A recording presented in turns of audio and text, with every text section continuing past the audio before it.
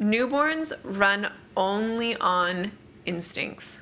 It's all reflexes, right? They don't, if you have like a 5-month-old baby, you have a 9-month-old baby, they know what happens with your nipple, right? Yes. They're like, I see that nipple right there and I want it. Yeah. And you get like a 12-month-old baby who's still nursing and they're like, I will actually just take down your shirt for you. Thank you so much. Yes.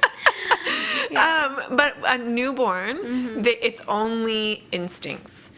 And so the more that you can play into their instincts, the easier it's going to be to latch them. So for example, they have a reflex on their cheeks, on their lips, on their noses, like this part of their face, where the reflex is to turn towards the stimulus. So if I'm stroking their cheek, you'll see it if they're hungry. If you're stroking their cheek, they turn towards it and open their mouth. Yes. And so one of the biggest things that I see with people, especially if they're latching in that like cross cradle position, they're holding their baby like 4 inches away from the breast. They're holding their breast and they're leaning into it, waiting for an open mouth, waiting for an open mouth, waiting for an open mouth, and then trying to shove the baby in, right? That's what they tell in the hospital. Yes, they do. You're talking about football position. Football and cross cradle, right? Where you're just like, I have to shove. Yeah. But what's God. happening there is that the baby smells the milk. They're like, I smell it. It's somewhere. I know it's here. But they have no idea where it is. And so they're frantic because they're like, I smell it. I'm able to connect all the dots. Yes, yeah. But if you just lean back and put them on top of you, they feel that there's a breast somewhere in front of their face, and that triggers that reflex in their cheeks, right? They're going to turn around towards it, and they're going to open their mouth. And then all of a sudden, you have a wide open baby. Just because you leaned back and let them do the work themselves. Because you're using their reflexes instead of trying to, like, not use their reflexes and shove your breasts in their mouth. Oh my goodness. You know, I can actually go back and recall when I was in the hospital. And it's very interesting because I don't do births very much anymore just because I primarily do the lactation work. But one of the last births I was at, and it was with midwives too, and I was like, come on guys.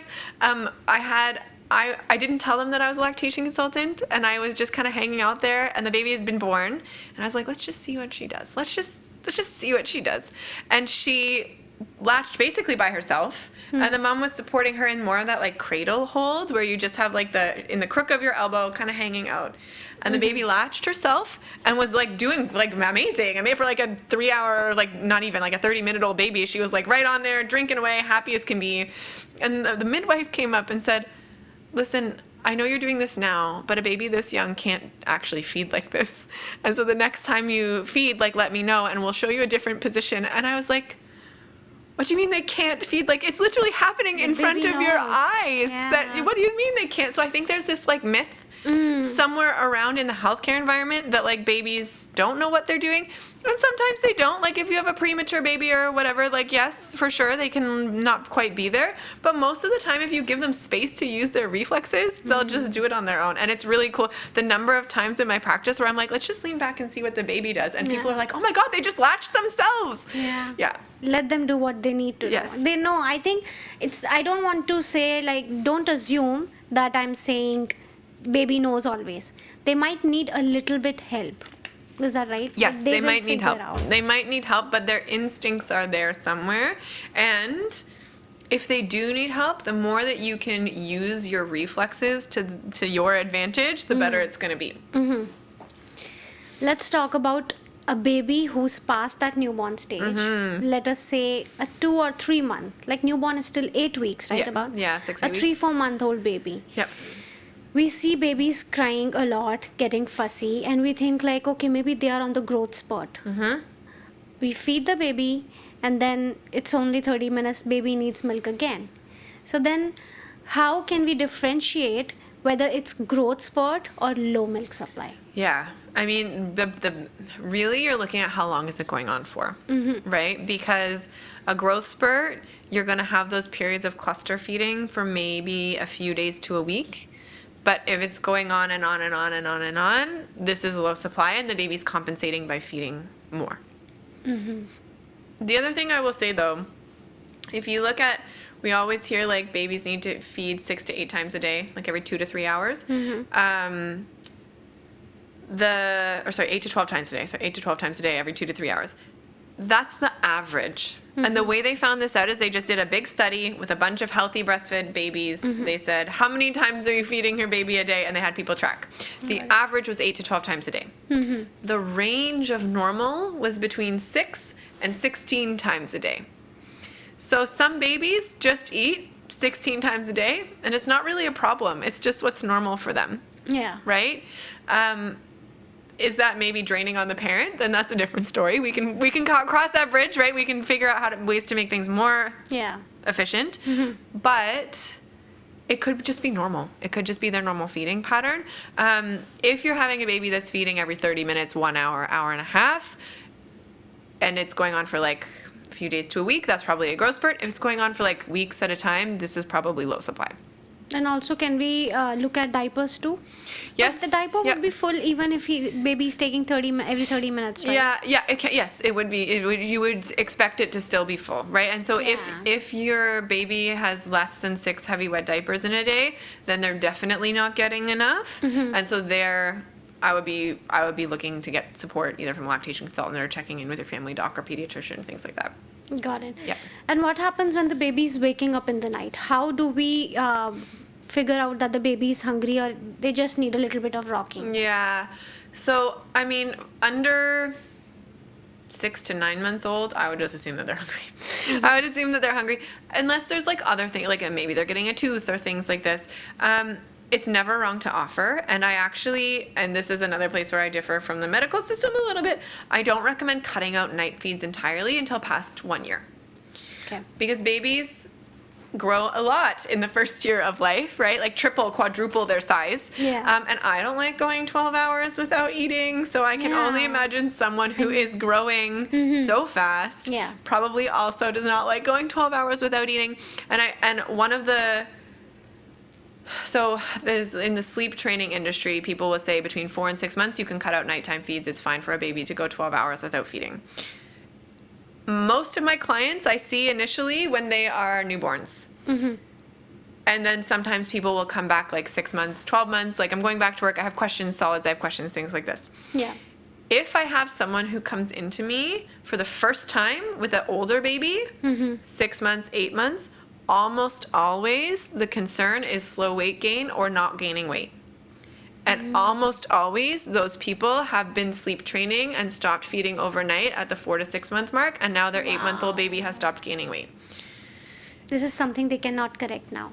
Well, so no, usually I say we have to wake them up and feed them. And the worst part is people will tell me, I really think that I need to feed them overnight, but the sleep consultant told me that I can't feed them overnight. And I'm like, yes, feed them overnight, right? Like your instinct is good here, but someone has scared them into you can't feed them overnight because it's going to mess up their sleep forever and ever.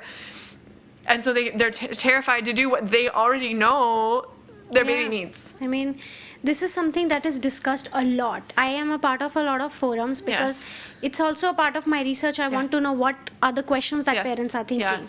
And being a parent myself, I'm sleep is very stressful. Brand new mom. So I'm also trying to figure out. But for me, I'm thinking like, okay, I will do what my baby needs. I don't want to hear the noise from social media that I should not do this. If the baby is asking, we're going to do it. But then a lot of moms are stressing about this. I see 100 questions like, when did you stop nighttime feeds? Does a baby really need to be fed in the night? Yeah, because even pediatricians will tell you that they don't need to be fed overnight. A formula fed baby, when you can give them 8 ounces forced by bottle before bedtime, maybe doesn't need to feed overnight. But a breastfed baby where you cannot control the intake, and like force feeding a baby is not a good idea. It's a start. But you can't control how much they're taking. It's normal for them. It's normal, and it's protective against things like I'm going through a developmental milestone and I don't really want to nurse during the day, right? Or we went out all day and I was too excited. You have like a 9-month-old baby who's like, there's so many things I have to see, all the things, I'm so excited. I know. And maybe they don't nurse very well during the day. Then of course they're going to wake up overnight because they need to get those calories somehow, you know? Of course, yes. And I say like, if you're like, I'm pretty sure that like, you know, if the feed is like 2 seconds long or whatever, you know, you have a 9-month-old baby and they just like stir and then they touch your nipple and then they fall asleep, maybe that wasn't hunger. And so if you're having those situations, you can maybe see like, okay, if I just rub their back or if I just do something, are they going to go back to sleep? And if they go back to sleep like that, great. But if they're not, if they're escalating, then actually they were hungry, right? It's breaking my heart, like how new moms are told, like, no, they don't need, and they are just doing something after knowing, like, the mom that you just shared about, right? That she had the baby's weight dropped. Yeah. And I'm sure it's so heartbreaking, right? Yes. Because, of course, you can now do that, but what has already been done, that has been done. Yes. We cannot fix that. Yeah. And then, and we have a sleep consultant on our team who does, like, holistic sleep consulting stuff, but she sometimes will be like, hey, Sarah, like, can you go see this person? Because it's not a sleep problem, it's a feeding problem, right? The baby is not getting enough overall, and so they are protecting themselves by waking up more overnight to feed. And the sleep consultants with Downtown Doula, are they having, like, gentler methods? Yes. Because we don't do cry it out. I have a beef with cry it out, and I will always have it. There are people, if it works best for you, that's great, do it. But I personally, I have a beef with Most that. people find it very stressful, right? Most people are, and like you said, right, we are biologically primed to want to tend to our babies. And so it's stressful for the baby because they're crying. It's stressful for the parent who's sitting in the hallway listening to them cry. Absolutely. And like, to me, I'm like, there has to be a better way. Our sleep consultant we don't do cry it out methods. And she's very creative. And I always like to say the best pitch I have for her is that basically everyone on our team who has small children has seen her for their kids. Wow. Yeah. Amazing. Like, Yeah. Cry it out is really common these days. It's very common, but it's very traumatic for people. I see a lot of new studies, not new studies, like it's new to people.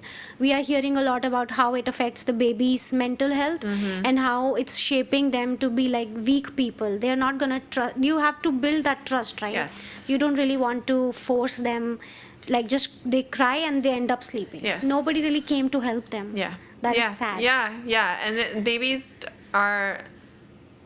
don't cry for no reason. It's very energetically expensive to cry. Of course. So yes. and maybe we don't know what they're communicating, but they are trying to communicate something. And sometimes it's just, I thought I was alone. Yeah, I know. And so just telling them, no, you're not alone, right? But they're trying to communicate something. I'm going to keep this conversation for Dr. Eva. Yes. I love to talk about this, really. Yeah, it's very interesting, right? But, for those parents who are returning to work. Yes. They want to do pumping. It's also convenient, and it's great that they want to continue breastfeeding. Yeah. I want to understand what happens when we pump, how long we can keep this pumped milk. Yeah. People show us like emptying breast pump on social media, and they are just having a big load of stash in their freezer. Yeah. I want to understand what is the time that the milk will hold the nutrients that it actually had in the first place. Yeah. So, I mean, generally, breast milk is very robust. You can kind of abuse it and it's usually fine. Like if you look at research, right? Breast milk, if it's been left on the counter for like 6 hours, room temperature, there's actually less bacteria in it at like the 6-hour mark, 8-hour mark than there is at the start, because it's so antimicrobial that it eats its own microbiome up. You mean we can keep the breast milk after expressing on the counter for 6 hours? Yeah, 4 to 6. I usually say, like, if it's cool in the room, 4 hours. If it's warmer, in the sun or whatever, 6. Opposite that. If it's cooler, 6 hours. If it's warmer, 4. 4 to 6 hours at room temp, roughly about 5 to 7 days in the fridge, and then about 6 months in the freezer is typically what you're looking at in terms of guidelines. With the freezer, you do get some nutrient degradation over time. Yeah. So just using the latest milk, like the first milk that you pumped, you use that first, and then put the new milk in there. If you're trying to cycle, like use the oldest milk first, just because it does degrade a little bit over time. Yeah.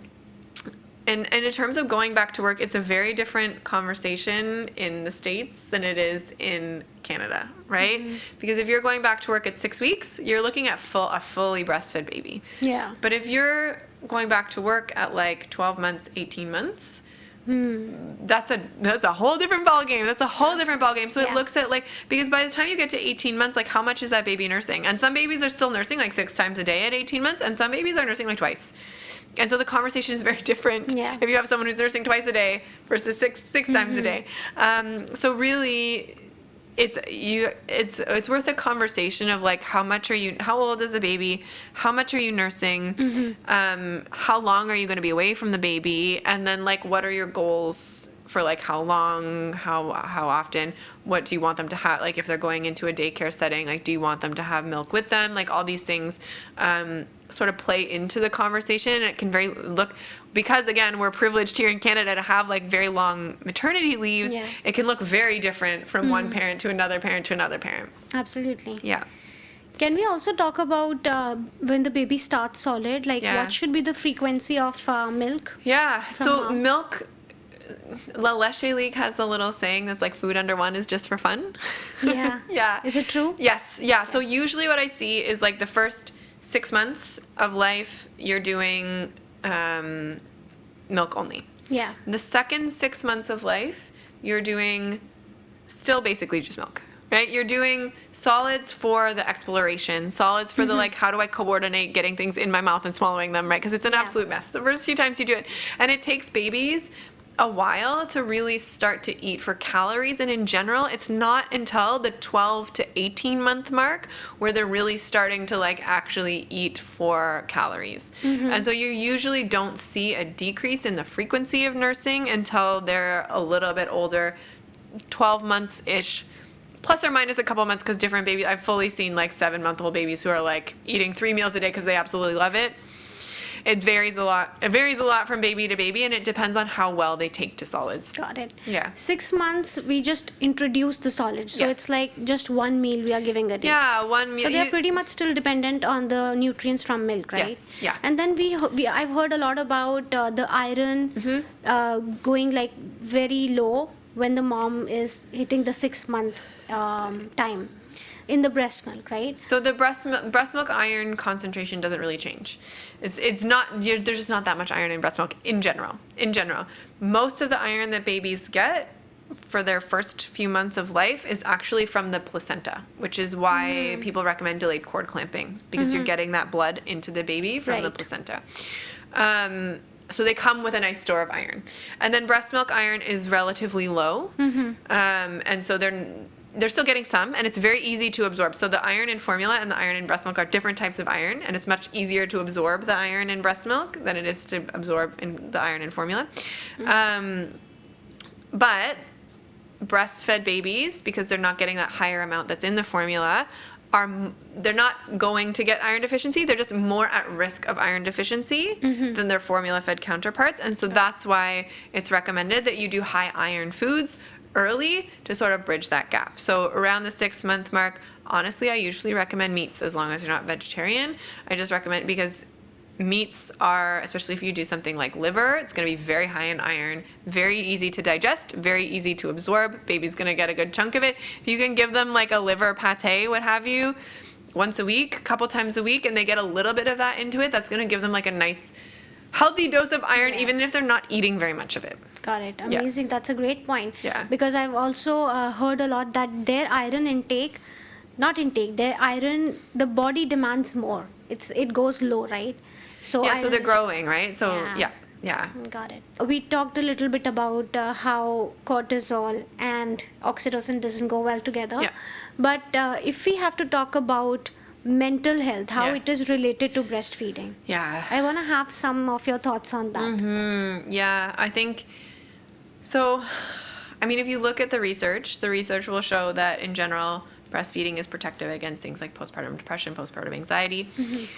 However, I would say, like, I don't see the people where breastfeeding is going well. Right? They're not the people who are calling me.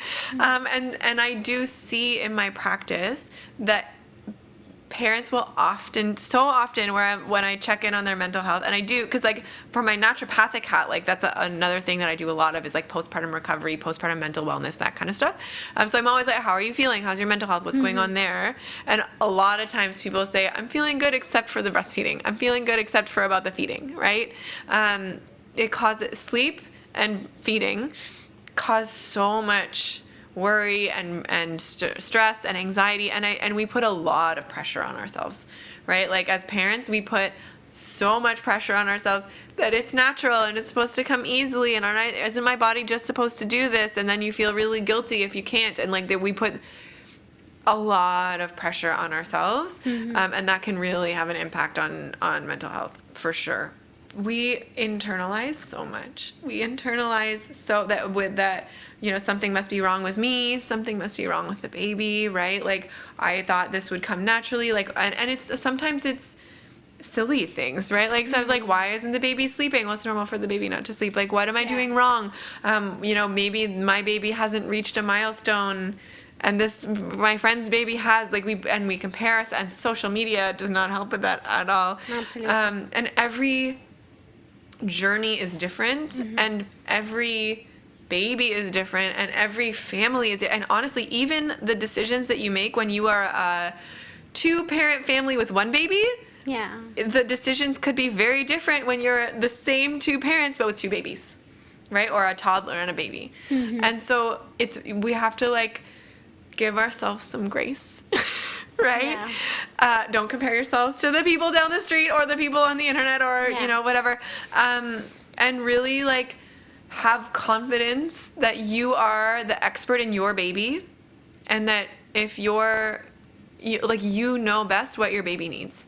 Right? And so if you're like, I don't understand, like something's happening here that I don't trust, or maybe someone's giving you advice that you're like, I don't know if that works for my baby. Like, trust your gut, because you know your baby better than anybody knows your baby. Absolutely. And I always say, like, if someone is trying to give you advice who has never seen your baby, they're just like, this works for all babies. Like, take it with a grain of salt. Yeah.